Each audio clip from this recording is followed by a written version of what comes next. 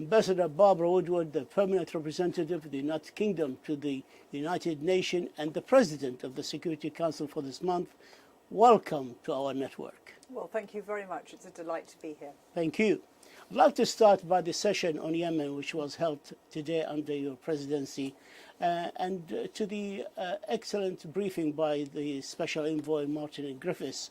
He repeated with sadness his call for the Ma'rib offensive to stop.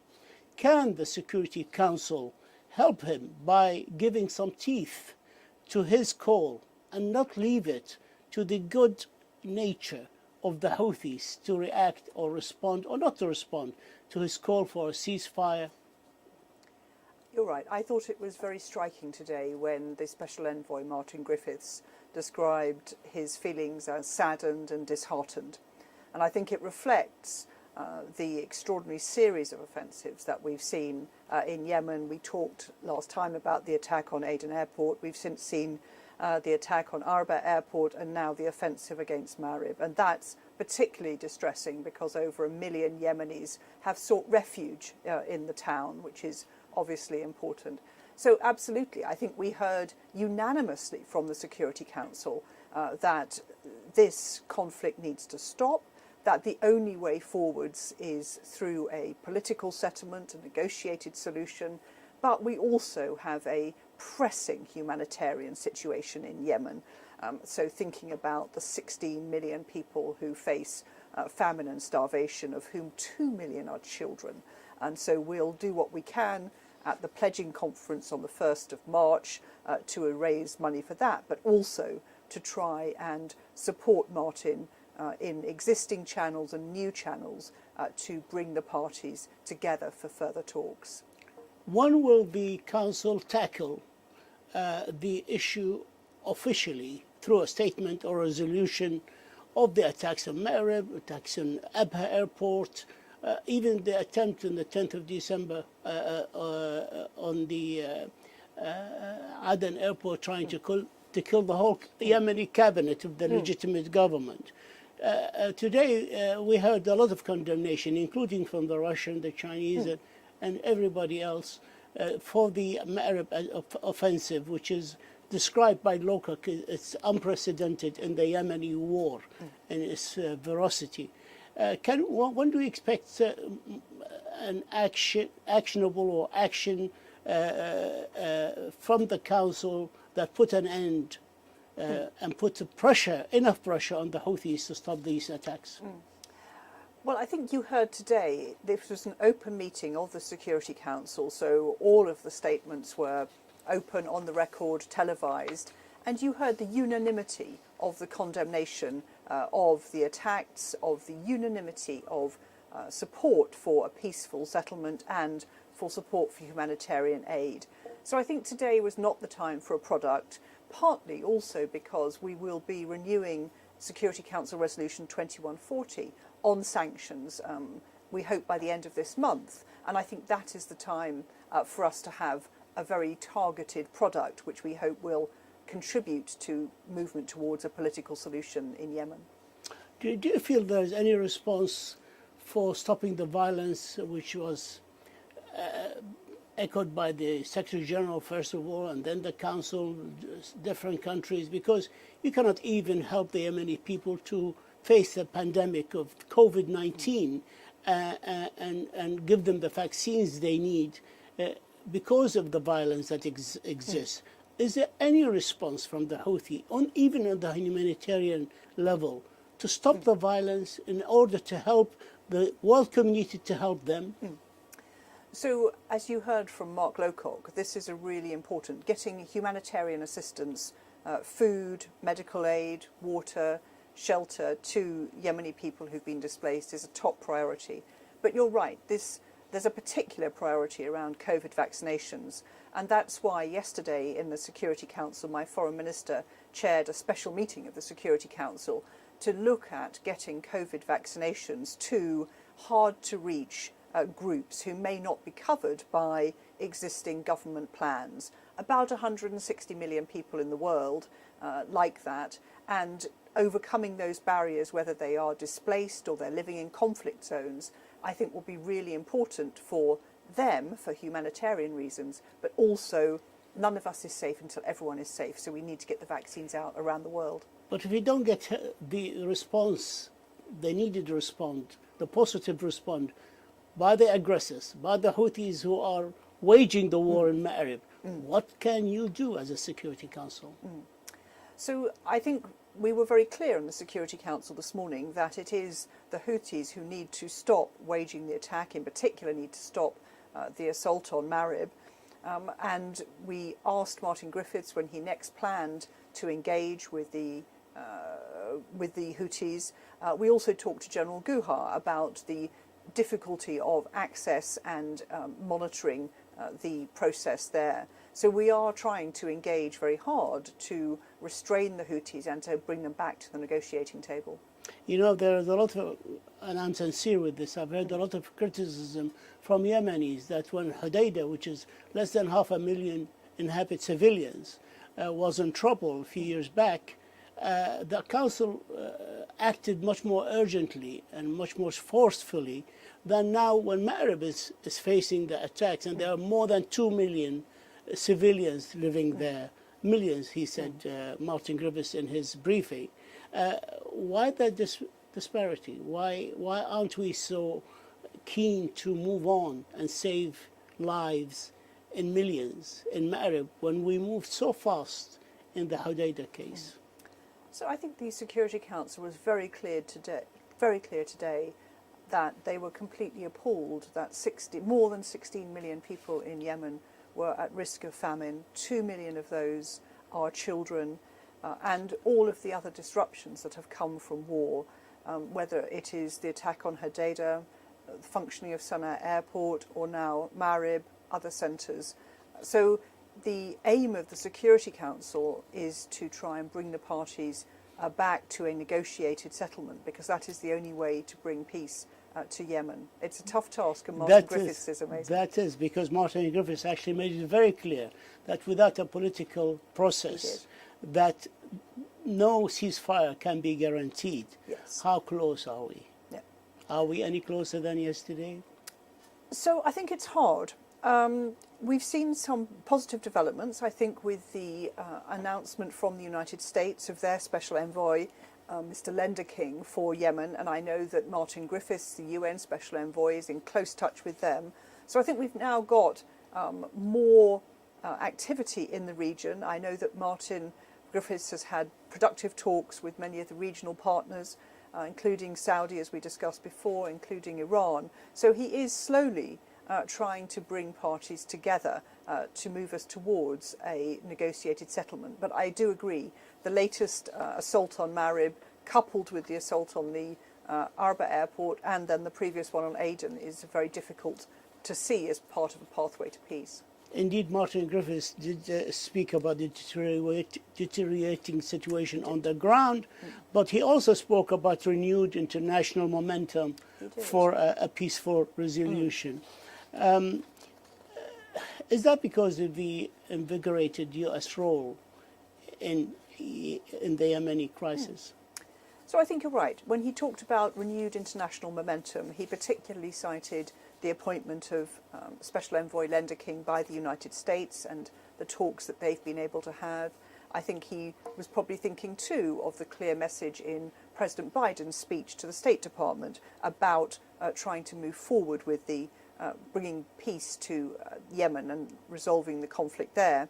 But I know that Special Envoy Griffiths has also had talks in the region with Saudi and with Iran, and there is, he detects, a willingness to move forward. But we just need somehow to stop the attack on the assault on Ma'rib, and then, of course, urgently get aid to the 16 million people at risk of famine, because unfortunately the situation has developed so far that they will still need humanitarian aid. So the pledging conference on the 1st of March, I think, will be really important and very helpful to see contributions from across the world and across the region. I'd like to quote Martin Griffiths' words here, which support what you just said, that the attacks on Ma'rib must stop. That's his words. It puts millions of civilians at risk, and the quest for territorial gain by force threatens the whole peace process. that was really very clear and very powerful message. It was. And it was directed to the Houthis. I hope they'll heed it. Mr. Martin Griffiths also talked about fuel shortages, talking about humanitarian needs. Now, that's especially in Houthi-controlled areas. If the fuel is supplied to the Houthis, what guarantees the international community has that will not be redirected to their war effort and to their front and to their tanks and missiles? Because what happened with the World Food Program, we all remember the aid, the food aid went to the front, it went to the black market to raise money for the war effort, which made the WFP to stop even sending the food to them. Now today we heard Mark Lowcock complaining about the interference of the Houthis, especially in the north. And he refused. He said the UN refuses I would like to quote his own words, the UN refuses Houthi interference in aid distribution. So there is a need. There is a humanitarian crisis. How can we control the Houthis not to abuse it like they did with the food, like even now they're interfering with the aid distribution? What can we do as a world community, as a Security Council, to make sure that the food goes to the needy and not to the fronts? So I think you're right. This is a very complex problem, and Mark Lowcock and his team at AL-HAJ have been working very hard on it. And as you say, there are two key elements here. The first is the food, and obviously about 50% of the Yemeni population is dependent on humanitarian aid, and it's important that that aid reaches them, not those who don't need it. And the other thing about Yemen, of course, as you know, is that 90% of its food is imported. So this is not about preserving an agricultural community. This is about the voucher system that the UN runs, which allows people to buy food using vouchers and allows importers, crucially, to import that food and making sure that that process works in a fair way so that people get food. But it's already really strained. As Mark told us before and told us again today, people are on less than 50% of the rations that they need. So there's a serious problem with food, which AL-HAJ is trying to address through this watertight system. And then, as you say, there's a problem with fuel. And we heard today that there are more than 60 oil tankers parked off the coast of Yemen. And, of course, this contributes to the long-term problem because Yemen can no longer make revenue, make income from its oil sales, which weakens again the position of the government of Yemen. And so, as we discussed today, part of the process, in addition to the humanitarian aid, in addition to putting a political process together, there needs to be an economic process which allows the economy to be restored and to strengthen the currency. Exactly. And the currency is now way undervalued, which is why the donation we saw 2 years ago from Saudi Arabia into the Yemeni central bank was so important, and I think would be very welcome again if that were possible. As long as it doesn't go to the war effort. Exactly. And the bombing of Marib. Yes. The Deputy American Ambassador, Mr. Christopher Mills, mentioned something about the oil tanker in the Red Sea, and he said he demanded that the Houthis should stop stalling before an environmental crisis and disaster takes place. If tomorrow we are faced with an environmental, we don't know. If we are faced with an environmental disaster in the Red Sea, who do we blame? Well, I think the point is not to look to the blame. The point is to solve the problem. And we've been trying for 2 years. We've been trying for 2 years, and all that time, the risk gets greater, doesn't it? Because the ship is getting rusty. We don't know what the situation is. We need to get the divers down there. And the UN has been working very hard on that to get the technical expertise together, and then, of course, to make sure that it's safe, because there would be an environmental disaster if the tanker were to collapse or explode, but there would be a human disaster if the divers and the others were not properly protected. So the UN has been working very hard to try, with the Houthis, to try and put a bubble round this process so we can solve this particular problem and avert an environmental disaster, which is what we're trying to do. What did Griffiths tell the Council about his 2 visits to Riyadh and to Tehran? So he told us that he had been to Riyadh and Tehran. He's obviously involved in a great deal of very complex and sensitive shuttle diplomacy, trying to bring parties in the region towards supporting a settlement for Yemen. He's back in the region and continuing with those talks, so he's definitely engaging and re-engaging and working very hard with incredible tenacity and resilience. So I think we all appreciated the efforts he's making. Talking of Tehran, the sanctions has to be renewed, and you are working on a draft resolution that will include other elements in it to renew the sanctions on those who hinder the way to peace in Yemen. However, the embargo is indefinite. It doesn't need renewal, as we understand it. Correct me if I'm wrong. The embargo, the arms embargo on Yemen has been broken many times, and the Western naval forces have captured many ships, whether it's the French or the Americans, and I believe also the British, carrying arms, some of them Iranian-made, some are not, and heading to the Houthis. However, there have been no consequences to breaking the arms embargo and continuing to do so, because the Houthis are not manufacturing all these rockets that they're blasting the Saudi territories with. They are given these, and many were caught, they didn't explode, and they have Iranian markings, and many proofs, and the United Nations has seen to that, and they have written in their reports about it. Why aren't there any consequences to countries that break the arms embargo on Yemen and helps actually this violence and this war to continue? So I think when the UN imposes sanctions or an embargo, we also allocate the resources in order to police those sanctions and the embargo, and we rely on member states of the United Nations to do the same, and we see that in other countries where there are similar sanctions or embargoes in place. So we do our very best within the resources that we have in order to implement those. And you've proven that these sanctions were broken. I mean, these embargoes, arms embargoes, were violated, and that arms being delivered or in their way to be delivered. Ships were captured. Why aren't there any consequences to the governments that perpetrate such action? I think I wouldn't say that there are no consequences. We've seen it in other situations around the world, and we in the UK, for example, we have renewed and reviewed our own arms exports regulations to make sure that arms that we are selling legitimately to countries cannot then be redeployed or repurposed into a conflict. And I know that the United States have announced arms embargoes as well. I would like to ask you another question, Iran. There are talks between diplomats, Americans and Western and Europeans on the return of the U.S. back to the JCPOA.